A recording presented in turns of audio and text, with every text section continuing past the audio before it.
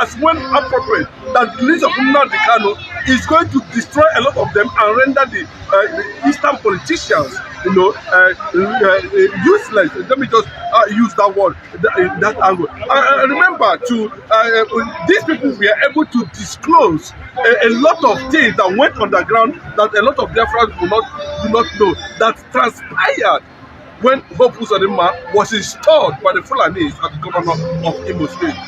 Hello, good morning, viewers. If you are new to the channel, kindly like, share, subscribe, and please don't forget to hit the notification bell.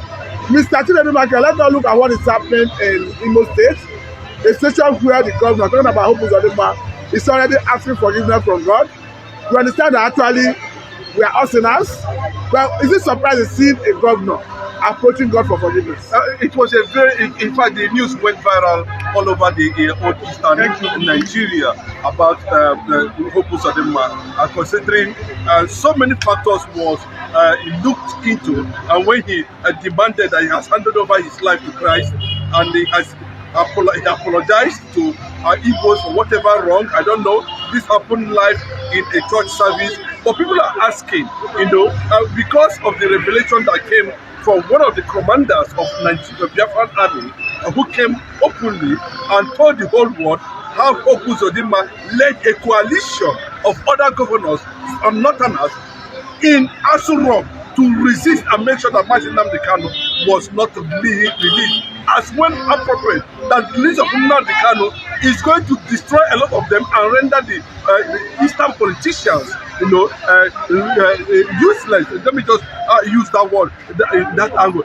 Remember, these people were able to disclose a lot of things that went underground that a lot of Biafrans do not know, that transpired when Uzodimma was installed by the Fulani as the governor of Imo State. And the number of thousands of Fulani jihadis that are democide, though it was seen as part of the agreement that led to Uzodimma becoming the governor of Imo State. So a lot of things were also built around the death of Ikonso. A lot of things was built on the insecurity that's happening in Olo or Kiwi axis. We will also discover how Asari Dokubo, leveraged on the same source and unleashed killings, powered by Fulanis and those who are working with them as governors in the eastern part of the country. So these are the things that a lot of people are saying, that immediately the Biafran commander, disclosed what was going on and how Uzodimma connived with 10 Fulani governors to meet in Abuja and stop whatever that's going to lead to Nnamdi Kanu's release. It was me that was saying it. But if I may ask, are you in any way suggesting that Uzodimma is a stumbling block to Nnamdi Kanu's release? Definitely, from the revelation we just had, from the revelation that was going on, I think it has become very clear to him now that it's about to leave office, and he's going to answer questions of whatever atrocity that was recorded, that was done to Nnamdi Kanu's rendition. Well, you understand? So, and another factor is that a lot of Igbo leaders, especially those that call themselves political leaders, who tailored and championed the campaign against Nnamdi Kanu, after coming under serious pressure from Sultan of Sokoto, from Fulani, over what Nnamdi Kanu was saying and doing, that's already impacted the outsiders, that's already impacted the Nigerian youth, that's already beginning to create some level of consciousness that Nigerians are beginning to ask questions. No doubt about that. Nnamdi Kanu actually waked up the consciousness of over 150 million youths in Nigeria who are already unemployed and docile, and who are now beginning to ask questions. What Nnamdi Kanu gave rise to people like, a very dark man, a lot of things like that, who came later and acknowledged that the Igbos in Benin are more than the indigenous themselves. That most of the Benin people who are in the southeast are Igbos, and the Igbos are Benin people. But that is not the area where I'm going. I'm trying to tell you that Nnamdi Kanu, through his message and campaign, was able to awaken a lot of consciousness, especially the youth. Now, let me bring this angle, because there's a growing conversation currently in the media, that if Nigeria had listened to Nnamdi Kanu, that all these incessant killing, attack wouldn't have been at this stage we are. Because we understand that currently there's a new terror group that just emerged in the North Central. And people are saying, allow Nnamdi Kanu go, approach him, let him give Nigeria template to solve Nigeria security. Yes, anybody that is taking that line might not be far from the truth.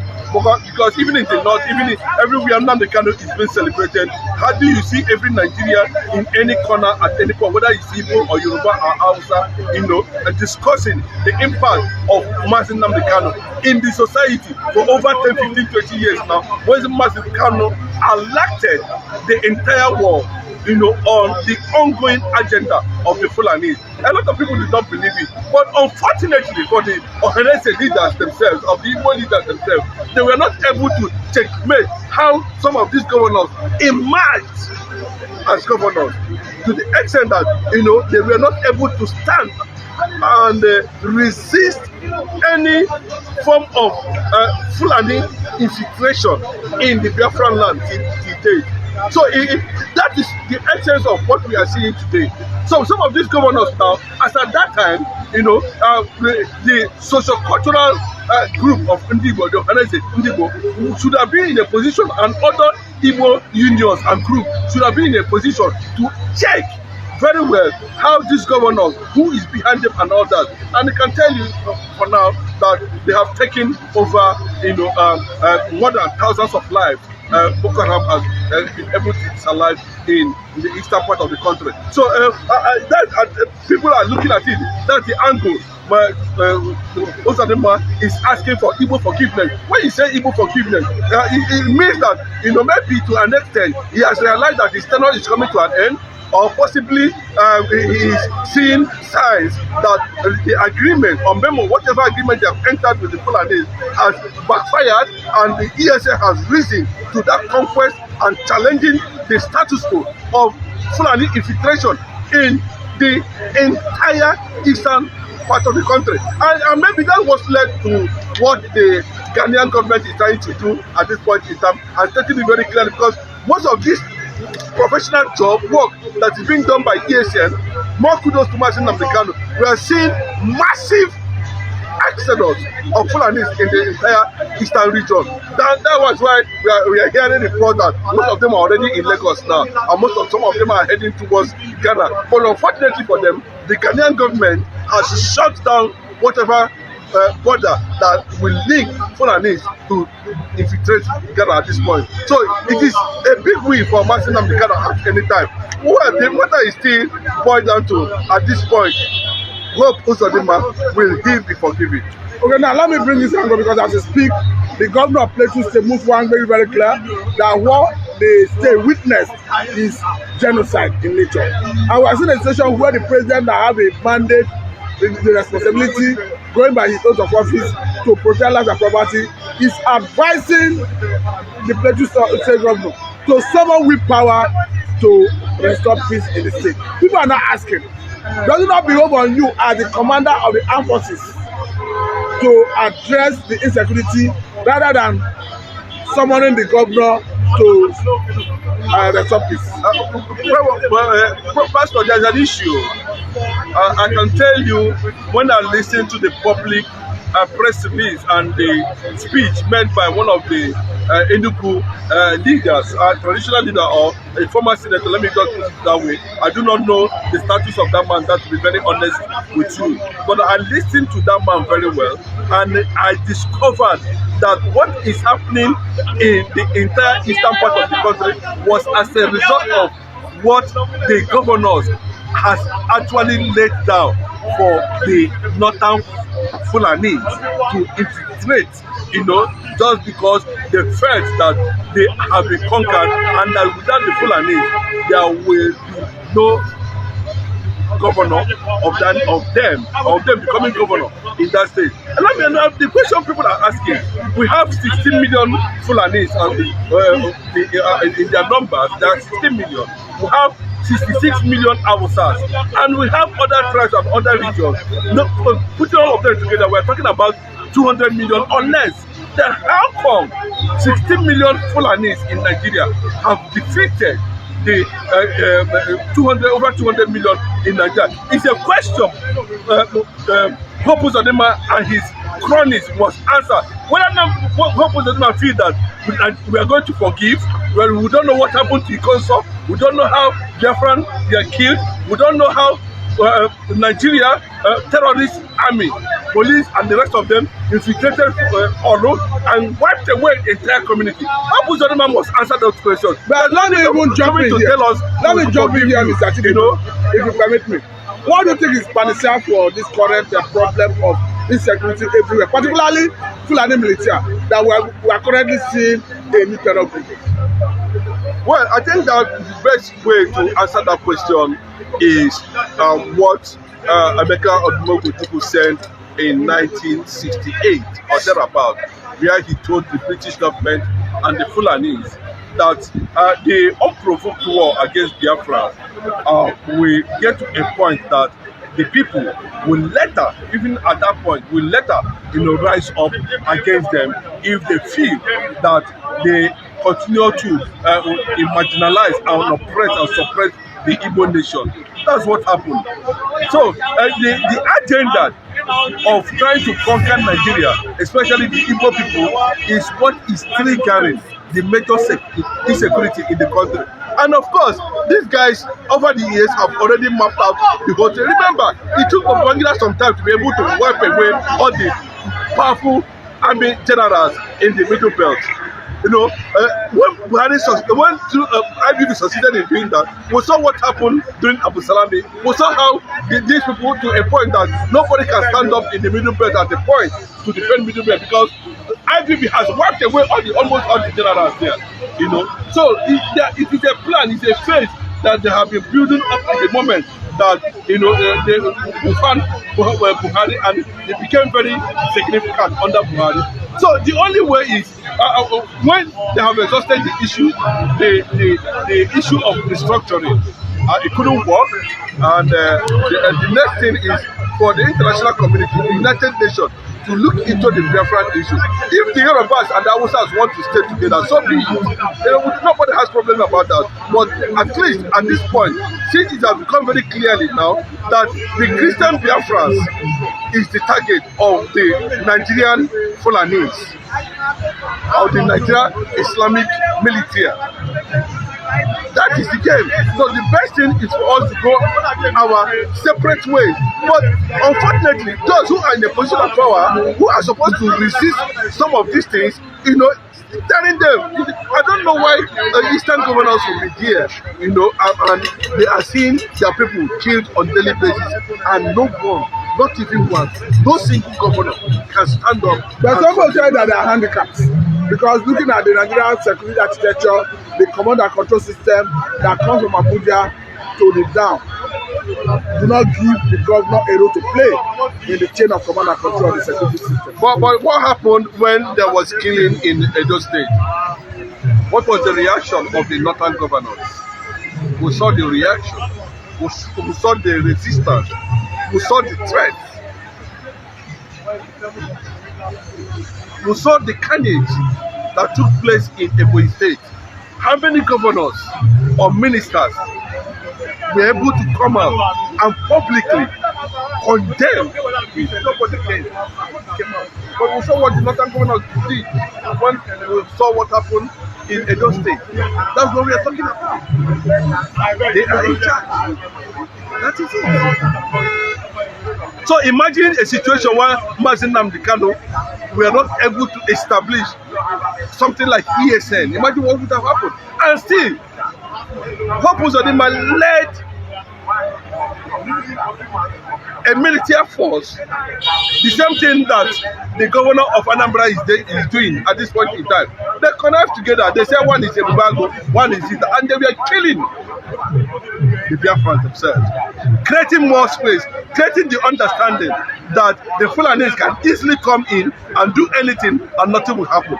when they are trying to create this thing that is countering what is happening now. But let us even look at this Hausa waking up recently to realize that there is a difference between Hausa and Fulani. You can clearly see an Hausa man in a viral video trying to differentiate between Hausa and Fulani. And this is a situation Mazen Adebalo have canvassed and worried about the Hausas allowing the Fulani to subjugate them and dominate them. Unfortunately, I don't know how serious the Hausa youths are, but there's a lot of campaign, going on there. I think they are trying to mobilize themselves, but I don't know how they are going to rise against 16 million Fulani. Don't be shy in the north. I don't know how they intend to achieve that.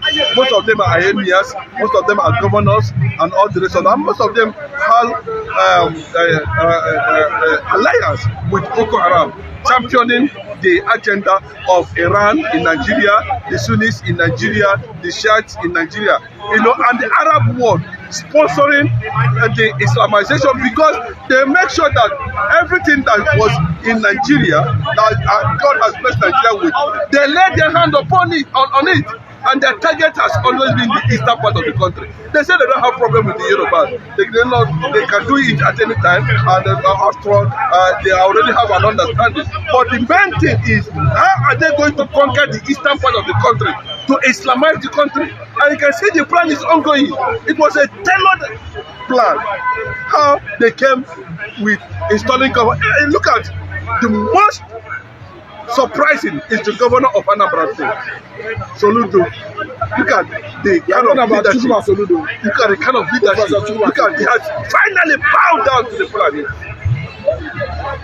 But a time will come when the Biafrans themselves will no longer forgive the lies of Uzodimma, even though he's asking for forgiveness. You can no longer forgive him. Was it not from God? Is it from man? Well, when you see, I think the voice of the people is the voice of God. When you tender forgiveness, it has to start from humanity first. You have to go and apologize to all the Igbo youth you allow Fulanis to kill in Imo State. You have to apologize to all the Igbo youth you allow Fulani terrorist army. Bro, do you know when they were saying they were dumping Boko Haram in the east? Where are they dumping them? Repented Boko Haram that they moved to the east. Where are they? I don't know the one killing people in the east now. Who gave them the room? Who opened up for them? It's the same one Uzodimma. Who stopped marching on the Kanu to leave? It's the same one Uzodimma. So there's a lot of questions also Uzodimma is going to answer at the end of the day. And I can tell you, in honest truth, questions upon questions. And I can tell you too, the same people who come together are responsible. I don't know why these people will stay. The Fulanis are in charge of the crude oil. The Yorubas are in charge of the Nigeria. Everything about Nigeria is centered among these two people. Still, any voice that rise to question the rationale, the Igbo leaders themselves will gather together, plan with them. That is what is happening in Finland currently now. Any voice that is rising against the Fulani, the Igbo governors themselves. I wonder, don't the Igbos have traditional rulers? What is Obi of Onitsha doing? What is the meaning of having traditional leaders that cannot call, that are saying this thing on the people, they keep quiet because it's Igbo people conquered. We are not conquered. What happened in Nigeria during the Nigerian Civil War was a ceasefire. As simple as that. Philip Effiong signed a ceasefire, and as simple as that, people were not conquered. And I can tell you that repeatedly. As a way of rounding up, remember that the one after the war talked about 3R, talking about reconstruction, reconciliation, and integration. Are you satisfied with the way you carried on with that? Is Gowon satisfied? Is Gowon is not running? Is he not weeping? I think Gowon not rejected Nigeria more than 3 times. What happened to that Juma? Nigeria has refused to learn that Igbo blood is sacred. You cannot connect to West Igbo blood and you say Nigeria will work. Nigeria can never work. Because Igbo men are not killers, they are not violent. Nigeria brought violence upon Igbo people. And God is watching, and they will continue to face the consequences. There's no way out. The one that's running away, he was the one making mouth. You defended the outside, you defended the Fulani, now you are running. Where are you running to? You say you reject Nigeria. Nigeria will not reject you in Jesus' name. Go on. That Juma, Nigeria will not reject you. You must be in Nigeria by force. Thank you very much. This is a good place to let it go. Boko Haram are not terrorists. Fulani S-men that have been designated as the fourth most dangerous organization in the world, terrorist organization in the world, are not terrorists. ISWAP are not terrorists. But social media is the biggest terrorist organization in the whole of Nigeria. Not for me. I will ask my Sultan of Sokoto, and we have the videos. He said it yesterday, Wednesday. Mr. Chedu Marquez, if you are watching, kindly subscribe to this YouTube channel, on notifications, and drop your comments. Then click the like button, like, and also share with others. Mr. Chedu Marquez, a big bombshell in Nigeria. Social media is the biggest noise in Nigeria. What do you have to say about it from Sultan of Sokoto? I don't know, because where he got that understanding, because I know that it looks like they are sensing that Bola Ahmed Tinubu might be deviating from the original plan over the issue that has to do with conquest by force. Fulfilling, the last generation of Uthman Danfodio in Nigeria. They came. I wonder how it took Uthman Danfodio from 1904 to 1804 to 1808 to conquer the whole northern, just 4 years to conquer the whole northerners. Unfortunately, but what we're saying at that point is that his elements, his great-grandchildren are still maintaining that the Igbo land must be Islamized, and anything that will be exposing that agenda to the world must be seen as a terrorist organization. That tells you what happened to Nnamdi Kanu, what happened to Simon Ekpa. Why the conspiracy against people who are exposing the atrocities and agenda of the Islamization. It became very prominent under Buhari, and the battle was transferred to Muslim ticket under Bola Ahmed Tinubu. But whether the Yorubas like it or not, Tinubu is running an agenda that's in tone with Islamization agenda. I can tell you, he agreed, the power did, they engineered it. When Jonathan was president of Nigeria, we saw how these people with Jonathan, Buhari, and all of them, including Atiku, came together and formed a Islamic military against Jonathan's regime. We saw the bombing of the United Nations. We saw the kidnapping in Chibok. We saw a lot of things, strange things happening. With that, they were able to discredit Jonathan's government. Bola Ahmed Tinubu was part of that agreement, and the consequences of it, he will face it. Anybody that championed these people that went as far as renegated the issue that has to do with the Abuja Accord, destroyed an Igbo's way to war for good years. 6 million Igbos were slaughtered, and they said, the Bible said that the hand of sword will not depart from there. Then I'm telling you, what is going to face them will be more. But I can tell you that the Igbo land, the Biafran land, is the red line for anything Islamization. That Igbos cannot be Islamized. We've seen the West alone, the Yorubas already have gotten up to 40% Islam. Or 50%, let me tell you that way. So, like the son of Sokoto said, it will be very easy to overrun them. They're not the problem. But I am telling you that Nigeria, let them separate and do. Now they're saying Odua Nation. What is going to happen to Odua Nation? What's going to happen to over 6 million people that were killed by the Northerners? Just because they said, please, we don't want to be part of this agreement. But many governors are building mosques. Let me tell you, if they are building mosques, as you said, of what is the significance, what is the number?